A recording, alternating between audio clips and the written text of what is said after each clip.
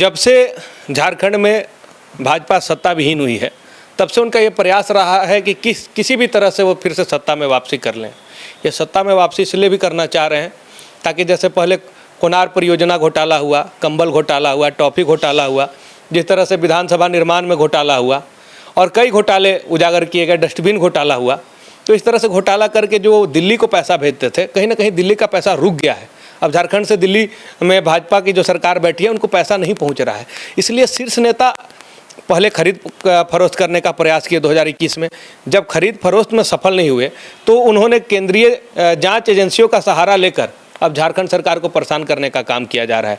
अभी दीपक प्रकाश कह रहे हैं कि केंद्र में बीजेपी है, जो प्रदेश अध्यक्ष हैं भाजपा के वो कह रहे हैं कि केंद्र में बीजेपी है और बीजेपी अगर केंद्र में है तो भाजपा की ही जांच एजेंसियां हैं और हम ही लोग छापा मरवा रहे हैं।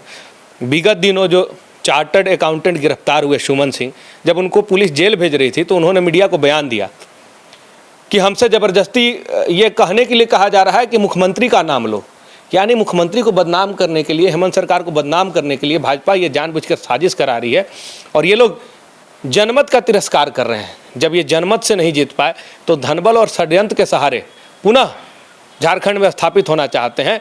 लेकिन कभी भी ये लोकतंत्र है, इस लोकतंत्र में उनको स्थान इस तरह से तो कभी नहीं मिलेगा, बल्कि उनको विपक्ष में रहकर सकारात्मक अपना रवैया अपनाना चाहिए था। लेकिन भाजपा इन सारी चीज़ों को छोड़कर एन के पराक्रम, ये लोग तो संविधान में विश्वास नहीं रखते हैं। आज लोकतंत्र की हत्या करने पर तुले हुए हैं। इनका बस एक ही मकसद है कि किसी तरह से झारखंड में सत्ता पर काबिज हो जाते, और ये सत्ता पर काबिज होने के लिए ही इस तरह का जो है वो लगातार षड्यंत्र इनके द्वारा रचा जा रहा है। और झारखंड की जनता ये देख रही है, इनके रवैयों को भी भांप रही है और इस जनता के नज़र में लगातार गिरते जा रहे हैं। अभी डीबीसी के कुछ दिन पहले डीबीसी के द्वारा पैसा काट दिया गया बिना बताए। जीएसटी के पैसा केंद्र सरकार राज्य सरकार को दे नहीं रही है।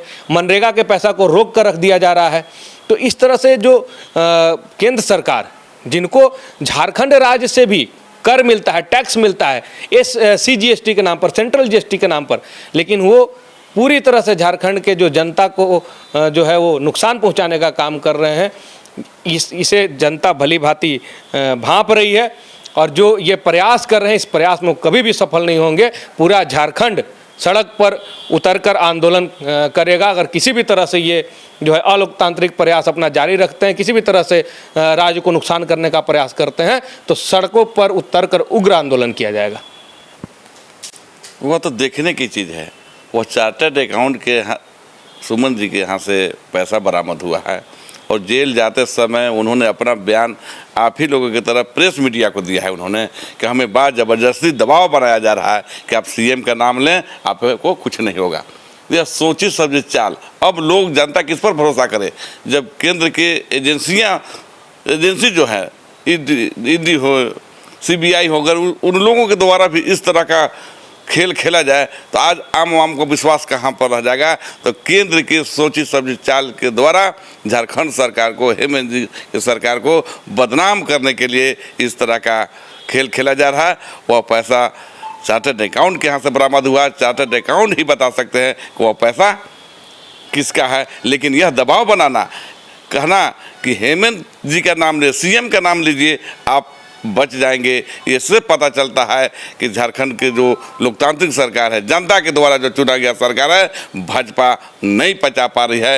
एन प्रकार करके वो चुनाव से बेदखल करके, सत्ता से बेदखल करके सत्ता में आना चाहती है। लेकिन झारखंड की जनता यह सब खेल देख रही है कि आज झारखंड में जो विकास का काम, जो विकास का लकीर माननीय मुख्यमंत्री हेमंत जी द्वारा जो खींचा गया है, इसे देख करके भाजपा बेचैन हो गया है कि आने वाले अब कुछ दिन तक हम सत्ता में नहीं आ पाएंगे। इसके चलते तरह तरह के सरकार को बदनाम करने की कोशिश किया जा रहा है। आज जो पूर्व की जो सरकार थे, उस समय रघुवर दास की जो सरकार थी, उसी समय उन्होंने क्लीन चिट दिया था पूजा सिंघल को। राजबाला वर्मा जो सचिव हुआ करते थे, क्लीन चिट दिया गया था कि इन्होंने साफ सुथरा काम किया है। जो उनके दौर में जो उन्हें उन पर नरेगा के घोटाला का हुआ था, तो रघुवर सरकार के द्वारा ही उन्हें क्लीन चिट दिया गया और आज उन्हीं के द्वारा उनके इशारा पर, केंद्र सरकार के इशारा पर जो छापा हो रहा है और सरकार को बदनाम करने के लिए इस तरह का जो बयानबाजी कर रहे हैं। सरकार अस्थिर है, सरकार झारखंड में कार्यकाल पूरा करेगा, कहीं कुछ नहीं है। हेमंत सोरेन जी को बदनाम करने के लिए केंद्र के इशारा पर जो इनके प्रदेश अध्यक्ष दीप प्रकाश जो है वो भी चाह रहे हैं कि केंद्र में हमारी सरकार है, पूरी एजेंसियां हमारे हैं, इस तरह से मलूल जलूल बातें करें। लेकिन जनता सब कुछ देख रही है कि उनके रीजन में रघुवर दास जी के शासनकाल में कितना विकास हुआ यहाँ और कितना घोटाला हुआ। और आज की जो सरकार है, कोरोना काल 2 साल होने के बाद भी जो भी विकास का काम हो रहा है, जनता भली भांति समझ रही है और जनता सब चीज़ देख रही है। उनके झांसे में आने वाली नहीं है, न वो खरीद सकते हैं न बेच सकते हैं। जब उन्हें कुछ नहीं आता है तो हिंदू मुस्लिम की बात करने लगेंगे, जब वो कुछ नहीं देखेंगे तो मस्जिद मंदिर की बात करने लगेगी। सारा चीज़ जनता देख लिया है। जनता को विकास चाहिए, जनता को अमन परस्त चाहिए, जनता को सुकून चाहिए, जनता को रोटी कपड़ा मकान पानी रोड सड़क बिजली चाहिए। जनता को हिंदू और मुसलमान में नफरत नहीं चाहिए, भाई भाई में लड़ना नहीं चाहते। जब कोई ये वो सब कुछ जनता समझ सकी, हद हो गया भाजपा का, सारे लोग जान गया। इसलिए हेमंत जी की सरकार पर, झारखंड की सरकार पर कोई नहीं है। जो कानून के विशेषज्ञ हैं, जो रिटायर्ड जज हैं, उन्होंने भी साफ कहा है कि हेमंत जी की सरकार पर किस तरह का कोई आँच आने वाला नहीं है। उन्होंने पट्टा का लीज जो भी कराया है वह मुख्यमंत्री बनने से पहले हुआ है। उन्होंने कोई उत्खनन नहीं किया है, इसके बाद भी आज उनको दिख रहा है। आज जहाँ जहाँ भाजपा की सरकार नहीं है वहीं वहीं सिर्फ भ्रष्टाचार है, वहीं वहीं ईडी के छापा पड़ रहे हैं। और जहाँ उनकी सरकार है वहाँ ये कुछ नहीं होता है। आने वाला समय जब 2024 का जब चुनाव होगा लोकसभा में, उस समय भी केंद्र के सरकार को यहाँ की जनता सबक सिखाने के लिए कमर कस के तैयार है।